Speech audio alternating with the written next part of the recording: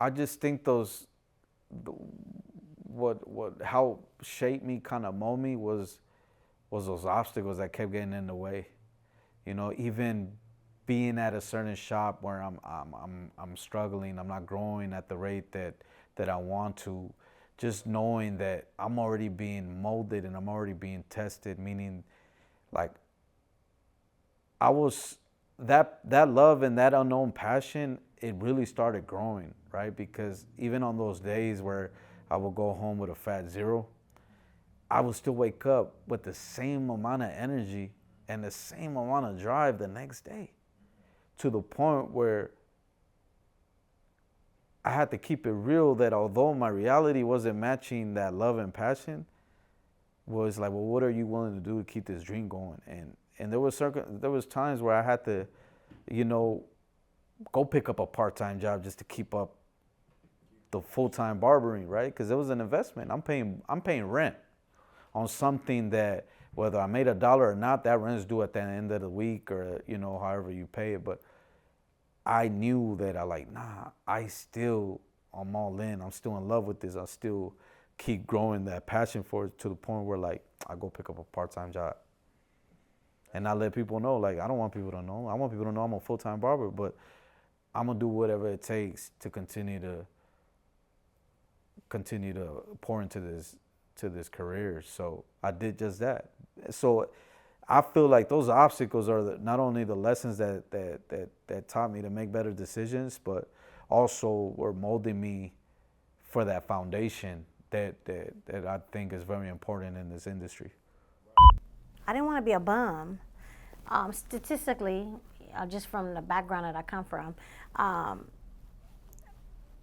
wasn't projected to be much. Black girl, out of Compton, Watts. So, you know, the odds are against you. So for me, I was just like, all right, I don't want to do nothing. I want to do something. And I used to do my cousin's hair in the kitchen. So I was like, you know what? I'm confused. Let me just go on and jump into this cosmetology school, because I kind of heard a few things about the schools in Inglewood. So I jumped into Marinello's cosmetology school. That was my first destination. It didn't kind of work out. It was on Market Street. I went around a corner to a school called Contempo, which was on Manchester. And that's where I ended up finishing my cosmetology, getting my license degree. I mean, not degree, career. So as a student, I finished there.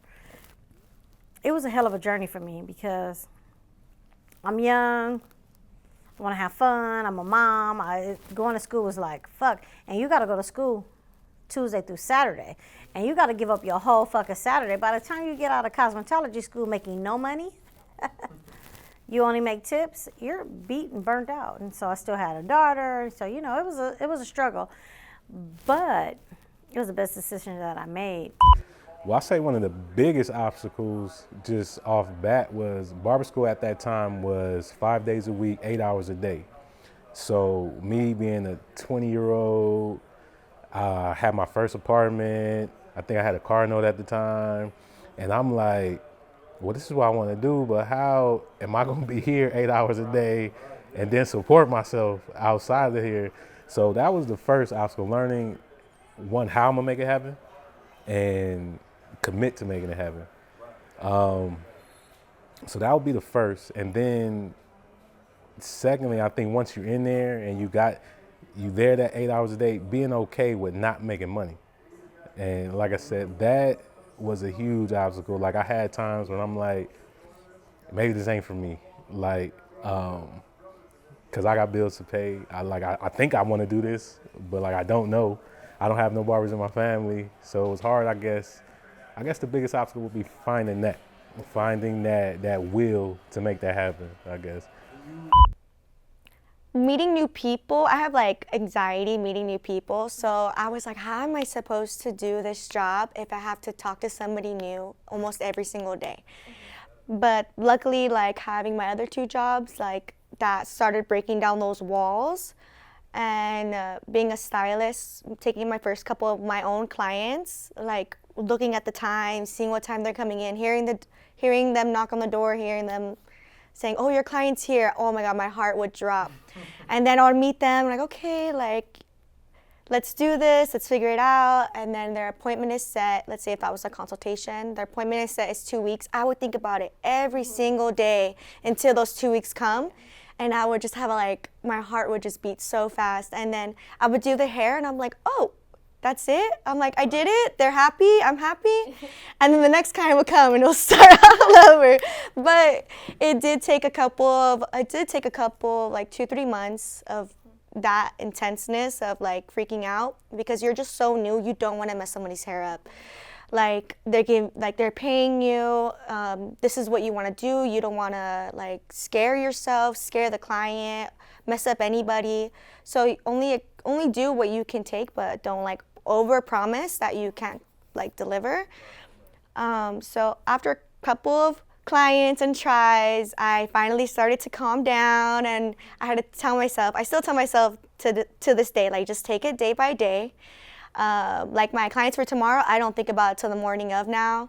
It makes me feel a lot better, calms me down, and I feel like I could talk to people better now and keep a conversation going and make them feel comfortable, and then I feel comfortable. And then, yeah, those are the challenges for sure. It's just like breaking down those walls, being comfortable. And then after you do something for so long and so much, it's just becomes more of like second nature, and you're not as scared anymore. Right. Mm-hmm. Anxiety goes away. Yeah. For me, the challenges I faced when I first got into the beauty industry, since the way it happened with us opening our salon, I had just graduated, or just got my license, I had just got my license, and I was just assisting Natalie. I never worked in another salon. I never had those experiences.